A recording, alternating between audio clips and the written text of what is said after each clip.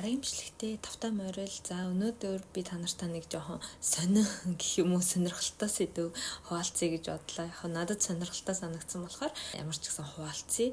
Тэгээ бичлэгээ эхлэхээс өмнө нэг зүйл хэлэх гээд 3 сарын 28-нд одоо ирэх сард гэсэн үг шүү дээ.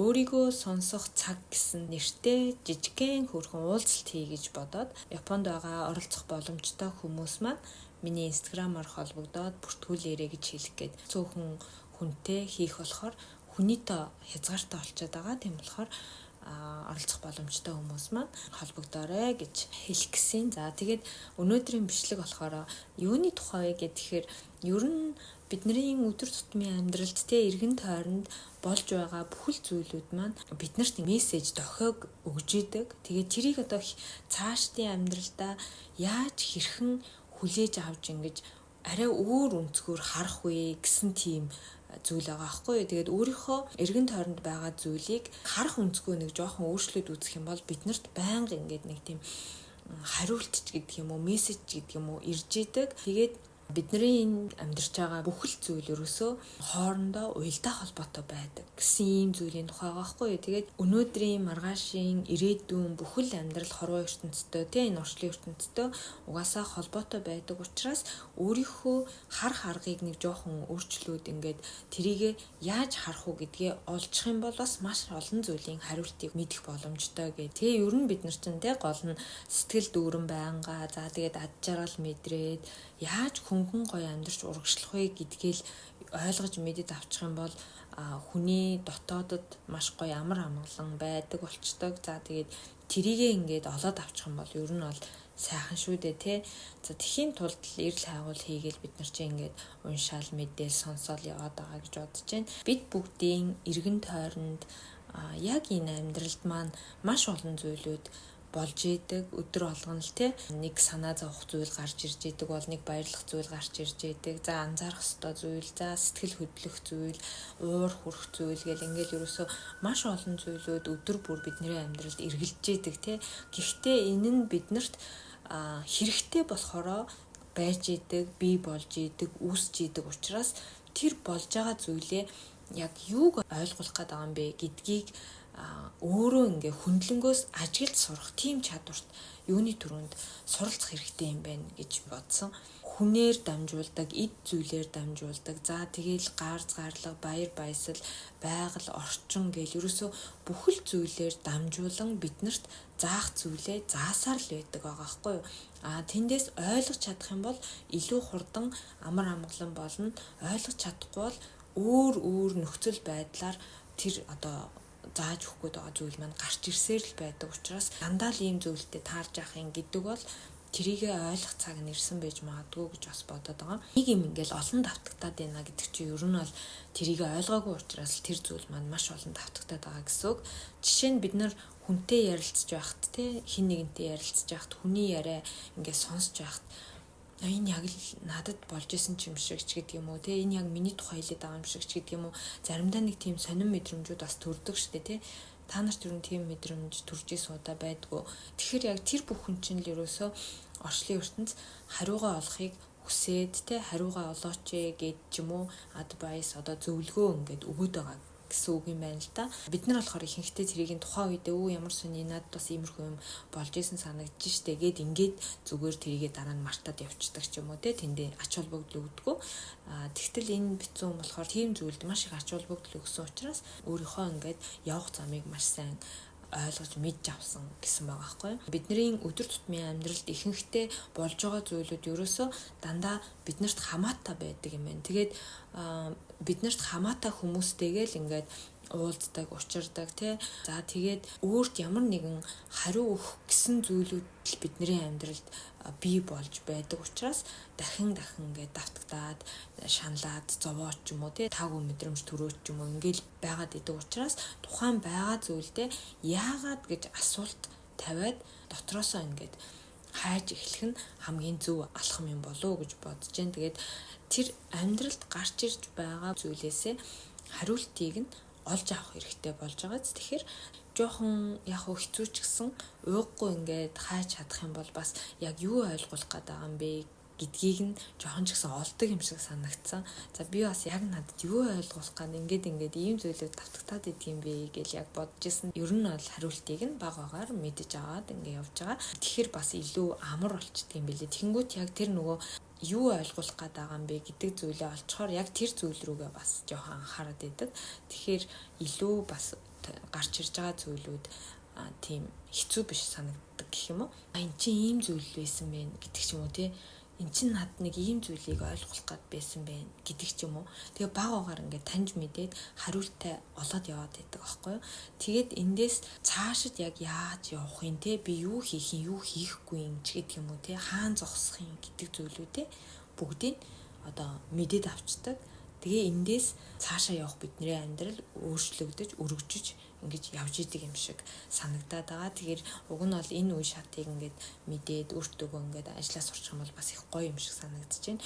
За бас хамгийн их биднэрт ингээд хариулт болдог дохио өгдөг зүйл тоо гэж бид нэр ярьдаг штэ тийм. Гэхдээ энд нөгөө ижил тоо болгоныг хараад за гоё зүйл тохиолдох юм байна ч юм уу. Тэгээд тэр болохоор энгийн наазах юм ойлголт байгаа байхгүй юу. Зүгээр л одоо ижил тоо харах юм бол өнөөдөр гоё өдөр байх юм байна ч гэдэг юм уу, баярлалаа ч гэдэг юм уу. Ер нь яг нэг тиймэрхүү бодол байж болно. Тэгвэл тоо болгоныг хараад тэгээд авахгүйгээр өөрийнхөө нэг азийн тоог ч юм уу өөрийнхөө яг надад хариулт өгсөн үед энэ тоо гарч ирэх гэсэн тийм тоогоо бас шийдчихвэл зүгээр байдаг гинэ. Нэг их гүн гүнзгий бодоод авахгүйгээр зүгээр нэг амар утга энтер өгөхгүйгээр за хөнгөн бодоод өөрийнхөө азийн тоог ингээд шийдчих юм бол мэдээлэл ингээд авах хариу нь улам илүү тодорхой болдог гэсэн байгаа байхгүй юу. Нэг жишээ ярихаар жоохон урт болчих нь байх нь жоохон товчхон ярьчээ те. Энэ багшийн ингээд сургалтанд нэг эмэгтэй суудаг байсан юм байна л да. Тэгээд тэр эмэгтэй яг зүгээр сургалтанд нь суугаал ингээл яваад л байдаг байсан. Тэгээд оффист нь ажилд орсон юм байна л да.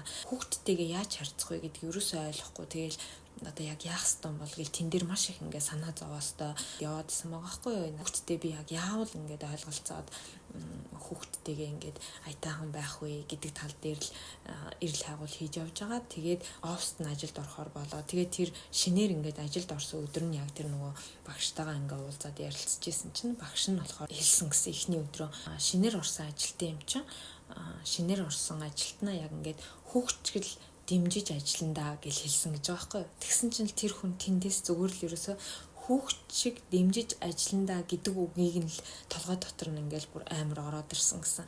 Яг хүүхд шиг дэмжих гэж бодогдоод би ерөөсө хүүхдээ зүгээр л дэмжих ёстой юм байна гэд ингээд хариултаа олсон гэж байгаа байхгүй. Тэгэхээр нэг өөрөө болохоор хүүхдээ заах гал сурах гал хит их юмд нь оролцоол дүрм журм яриач юм уу ингээл ерөөсө тэнгүүд хүүхдтэйгээ улмал ингээл ойлголцохгүй тэгээд исэн юм шиг байна. Тэнгүүд ерөөсөө яаж хүүхдтэйгээ харьцах учраа болохгүй. Яг хөө тэр тэгэл зарим хүмүүсийн хувьд зүгээр дэмжиж явдаг хүмүүсийн хувьд амархан л ах л та. Гэхдээ зарим нь ингээд хариултаа олж чадахгүй ингээд явж байгаа хүмүүсийн хувьд яг нөгөө тухайн үед хүүхдтэйгээ бүр ингээд заагаал сургаал чи ингэх ёстой гэж байж итэл энэ үгийг сонсоод ерөөсөө дэмжих ёстой заахгүйгээр хүүхдтэй дэмжих юм байна гэд ингээд бодсон чинь гол нь тэр сургалт дуусаад ингээд гараад явж хагаад өөрийнхөө нөгөө нэг азийн номерыг шийдсэн байсан чинь 333 гэж шийдсэн байсан гэсэн энэ хүн. Тэгсэн чинь яг гараа явж хагаад харсан гэж байгаа. Тэгээ бас ямар зүйл дээрээс гэлээ хүүхдийнхаа төрсөн өдрийг харсан гэж байгаа байхгүй юу. Тэгээд энэ нь болохоор юу гэж хэлж байгаа гэхээр чиний наад одоо хариулт чинь зөвөө гэсэн тийм хариу болж өнгөрж байгаа. Ерөнхийдөө тухайн үед тэр хүүхд чиг дэмжинэ гэдэг үгийг сонсоод сэтгэл нь маш гоё ингээ хөнгөрсөн гэж байгаа байхгүй юу. Тэгэхээр хариулт зөв байвал ер нь бол хүний сэтгэл маш гоё ингээ хөнгөрөөд ирдэг гэсэн үг юм байлээ л дээ. Тэгэхээр энэ хүн болохоор шууд л ерөөсө тэр үгийг хүлээж аваад нэрээ тийм байж тээ гэж бодоол тэгээд сэтгэл нь их гоё хөнгөрөөд тэгээ явж байгаад яг өөрийнхөө тэр шийдсэн тоог хараад одоо хүүхдийнхаа төрсөн өдрийг хараад сэтгэл хөнгөрч мэдрэгдэж байна гэдэг чинь угаасаа л ерөөсө хариулт зүг гэсэн үг юм билээ л дээ. Тэгэхээр бид нар өөрсдийнхөө амьдралын яах вэ гэд бодоод байгаа зүйлийнхаа хариуг ерөөсө иймэрхүү байдлаар хүний үгнээс ч юм уу те ямар нэгэн одоо кинонаас ч юм уу ерөөсө янз бүрийн зүйлүүдээс ингээд нэг тийм үг олгож авдаг ийм зүйлүүд байгаа аахгүй юу. Энэ хүн ингэж тоо гэдэг чинь ингэж хариулт өгдөг юм биш үү? Одоо юу гэдгийг тий орчлын ертөнц ингэж чиглүүлдэг байх нь гэж бүр маш их сэтгэл хөдлсөн гэж байгаа аахгүй юу. Ингэж л яг бид нарыг чиглүүлж өгдөг юм биш үү? Айгуу гоё мэдэрсэн гэдэг жаа. Багш нь болохоор дандаа энэ аргыг хэрэгэлдэг гинэ. Ерөөсөө юу ч байсан өөртөө дандаа орчлын ертөнцөөс хариуг нь өгнө үү гэж ингэж хариултаа авдаг ийм аргаар явдаг гэж байгаа хгүй бүр мэрэгссэн гэх юм уу. Хариугаа олох, хүлээж авах гэдэг энэ одоо тийм мэдрэх аргууд нь хүн бүрт жоохон өөр байдаг ч гэсэн өөрсдийнхөө тэр ухамсар, оюун бодлоос сэрээгээд за би нэг ийм харах өнцгт өөрийгөө байлгах хэрэгтэй юм байна гэд ингээ үзэх юм бол бидний амьдралд өдөр бүр одоо таны яах вэ, яг яамаар юм би энэ одоо өстой гэд ингээд бодоод ингээ шаналж байгаа зүйлийн маань хариулт ерөөсөө л явж идэг гэж байгаа байхгүй. Тэгээ энд нэг хоёр зүйлийг хэлсэн. Яаж бид нэр ингээ хариултаа авдаг байх вэ гэдгсэн чинь нэгдүгээр болохоор яг түрүүний хэлснээр өөрийн азийн тоогоо шийднэ гэж байгаа. Хоёрдугаарт нь болохоор асуух асуултаа маш тодорхой бэлдэнэ гэсэн. Заавал нэг бэлдэхгүйсэн ч гэсэн өдөр бүр бидний ингээд яах вэ гэж боддог зүйлд л энэнд хариу өгөөч гэдэг юм уу те. Энэнд маш тодорхой хариу хэрэгтэй байна гэдэг юм уу. Ингээд одоо хэлэх ёстой байна л да. Тэгээд энэ багш нь болохоор бас нэг дандаа л ерөөсө бүх юм дээр хариулт авдаг гэдгсэн шүү дээ тий. Тэгээ шинээр ном гаргах гад номныхаа хавцыг ямар өнгөөр хийх вэ гэдгийг хүртэл асууж ингэж хариулт авсан гэж байгаа байхгүй юу. Сонирхолтой хаас тий. Тэгэхээр өдөр тутамдаа ингээ хэрэгэлдэг болцсон. Тэгээд амьдралдаа ингээл энэ орчлын ертөнцөөс хариу авах аргыг бүр ингээд өөртөө ашиглаад ингээд сонирхолтой байлгаас сурцсан гэдэг юм уу тий. За тэгээ ингээд нөгөө нэг номны хавтас яаж сонгох уу? Ягаан шар хоёр дээр ингээ бүр яах вэ? Аль өнгөн зүгээр вэ гэ бүр ингээ бодоод исэн гинэ тэгснэ. За энэ хоёр өнгийн аль нь зүгээр вэ? Надад одоо тодорхой хариулт өгнө үү гэд ингээд хэлээд орхицсан гэсэн. Бодоод тий одоо орчлын ертөнцийн нэг ясандаа захиалга өгөөч гэдэг юм уу тий. Тэгээд нэг мартцсан одоо дэлгүүрт ингээд зогсож исэн чинь цаана баахан хүүхдүүд тоглоод тэгээд тэр хүүхдүүд баахан өнгийн юмар тоглоод тэгээд хоорондоо ингээд хашгиралтаал ярилцаал юу гэдэг байгаа юм мэддэхгүй ингээ байжсэн гинэ.